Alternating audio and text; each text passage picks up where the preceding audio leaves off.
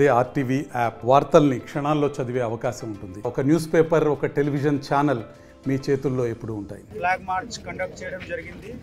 మీ అందరికీ తెలిసి ఉంది 13కి ఇక్కడ పార్లమెంటరీ ఎలక్షన్ ఉంది. మనకు ఈ పార్లమెంటరీ ఎలక్షన్ గురించి 3 కంపెనీ సిఆర్పిఎఫ్కి వచ్చింది. ఈ సిఆర్పిఎఫ్ కంపెనీతో సహా మనకు local police, civil police, armed police మనము అందరు కలిసి ఈరోజు ఫ్లాగ్ మార్చ్ చేశాము.